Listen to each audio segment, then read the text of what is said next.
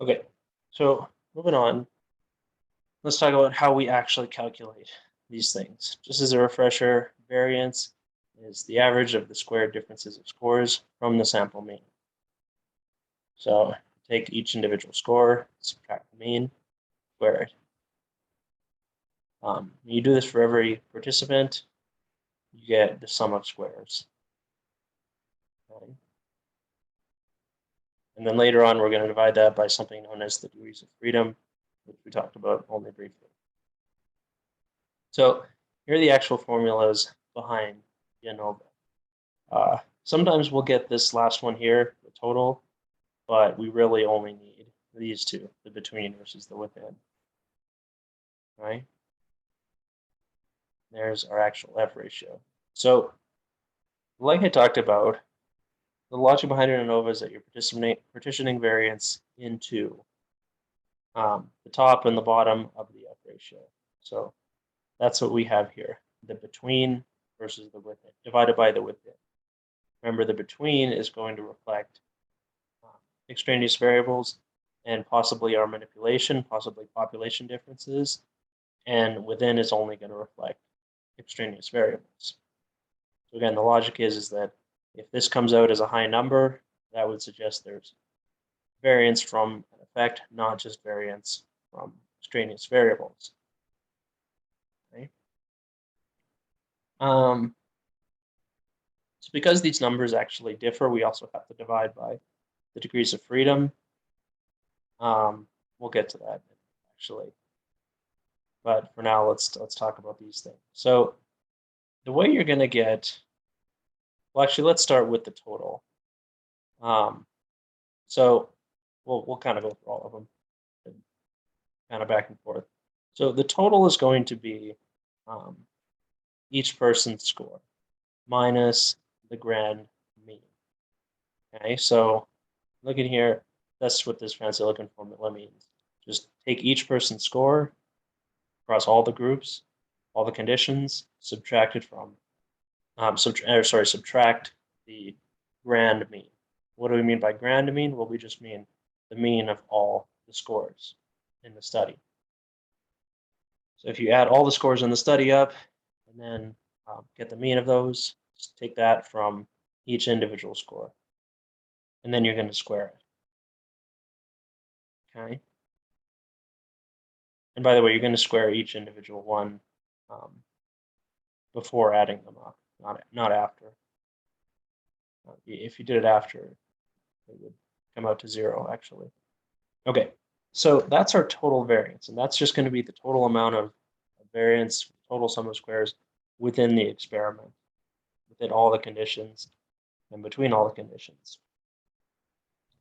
But we want to partition that into the between groups sum of squares, and the within groups sum of squares, which we're actually going to use in our F ratio. So, by the way, just a side note, if you add these together, the sum of squares between and the sum of squares within, they should add up to this total here. That's kind of a check you can do. Okay. So starting again with the sum of squares total, it's again just going to involve each person's score and subtracting from that the grand mean, the mean of all the scores. Okay. Here's what the calculation, well, we kind of saw that already, but again, here's the calculation. Okay.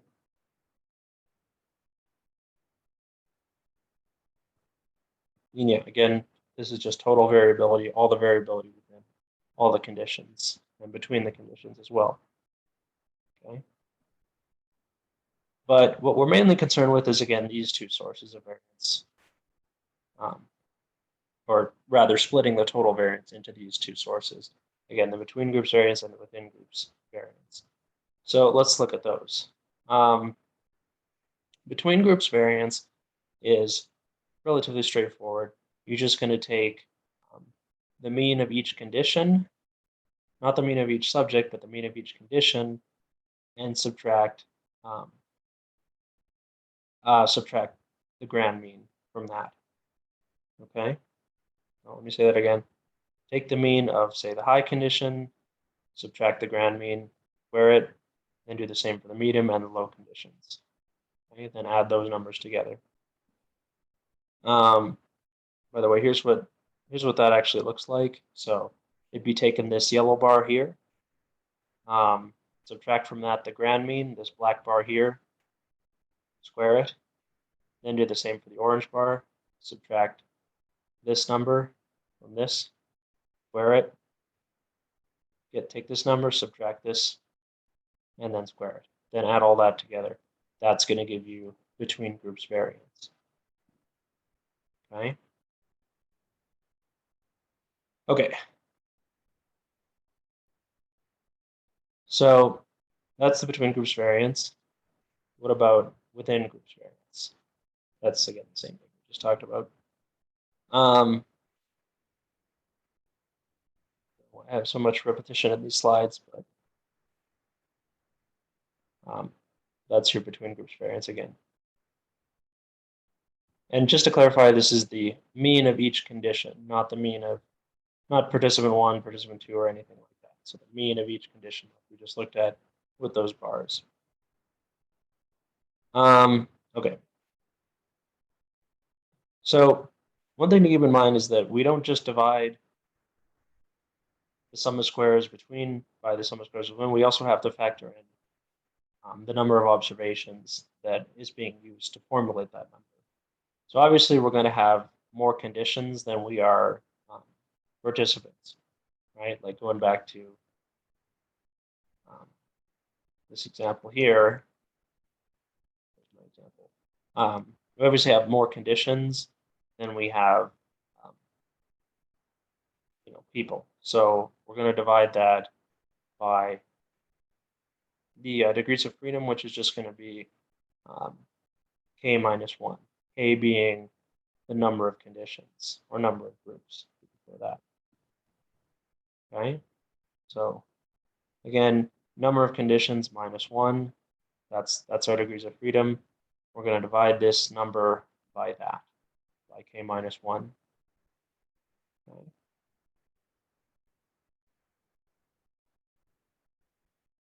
And then we have something known as the mean squared between. And that's what we're actually going to use between, or actually going to go into our F ratio, which we'll get to. Right? That's this MSB though. So after you divide it by divided by your sum of squares between by k minus 1 by groups minus 1, you get MSB, mean squared between groups. Okay. And that's again, how much do the groups vary? Okay, the group means, how do they vary? And like we talked about, that could reflect extraneous variables, but it could also reflect an effect or a population difference. Okay, all right, so moving on, let's talk about within groups variance. That's instead what you're going to do is you're going to take each individual score within a condition and subtract the mean of each condition. Okay, so that's what we mean here. So each individual score minus the mean for that condition, not the grand mean. That would make it sum of squares total. But we're going to care about each individual score within a condition minus the mean of that condition. Okay. So let's take a look at that. Going back to this example again, I would take each of these numbers minus this mean here. So each of these numbers minus the condition mean, which in this case is 404. If I was doing this condition, I'd take each of these numbers, subtract the condition mean from it, and then, of course, square it like we have been doing before, and that's going to give you within groups sum of squares. Each of these numbers, again, minus the condition mean. Not the total mean, not the mean of all these things, just the mean from that condition. And again, like we said, the variance from the mean in each condition is going to reflect only error, right? Because these numbers, the only reason they could differ from each other is extraneous variable, right? It couldn't be any manipulation effect or population differences because they're in the same condition, right? Actually, just one more example. So it would again be, say, taking 25 and 27 and subtracting from each of those individually this red bar here, or the 13 and all the other numbers in the medium condition, subtract the orange bar from them individually and square them. Okay. So moving on.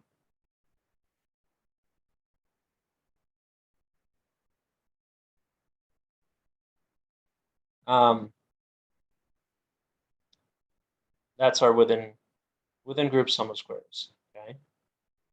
Like I said, these two sum of squares should add up to this. And if they don't, then something's probably wrong. Actually, something is definitely wrong. The last thing we do with our within groups variance is, again, we need to take into account the number of observations. So we're just going to subtract something known as the degrees of freedom. Don't really worry what that means exactly.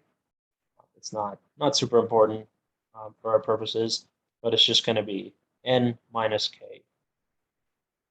N is just the total number of observations. So how many people did your study? Minus k, which is number of conditions. So we had 50 people total, or let's say we had 45 people total, 15 per condition. It would just be 45 minus 3, because remember, k is the number of conditions. 45 minus 45 being the number of subjects, minus k being the number of conditions, which was 3. Fine. And that gives us our mean square within.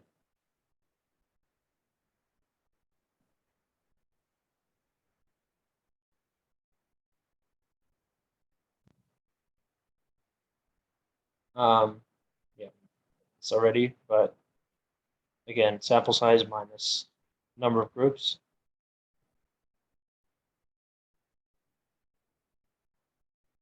And again, this is going to reflect how much variability is there within each group of participants, which has to reflect extraneous variables, not an effect. I don't know why people need to use different terms, but sometimes they call it error sum of squares. Error just meaning extraneous variables. So variance from non-manipulations, anything else beyond other than manipulations that might cause scores to vary. Right? So, like I said, now we got all our numbers. Once we have the sum of squares within and between, we convert them into the mean square error, or sorry, the mean square. We can get our F ratio. Okay. So last step, all you got to do is you got to take that mean square between and divide it by the mean square within. Like we said a couple times, this mean square between is going to reflect both error variance and possibly variance from our effect. This is only going to reflect error or extraneous variables. So if we divide this by this and we get a number greater than 1, that suggests that our manipulation must have done something, or again, shouldn't say must, but likely did something, because there's more variance than can just be attributed to error, right, to extraneous variables. Because like we looked at that, with that fraction, if it were only error, it would just equal 1, because we're dividing error by error, right? Okay, so yeah, again, the F ratio is the ratio of between groups variability to within groups variability. Both have extraneous variables. Only one has potential effect variables. So again, if these cancel out, and then we still have this, that would give us an F ratio greater than 1, right? If we don't have an effect, then it's just there's nothing here, then that's going to be this divided by this, which will just equal 1 or close to 1. Okay. Okay, we'll stop there for now. Next is interactions.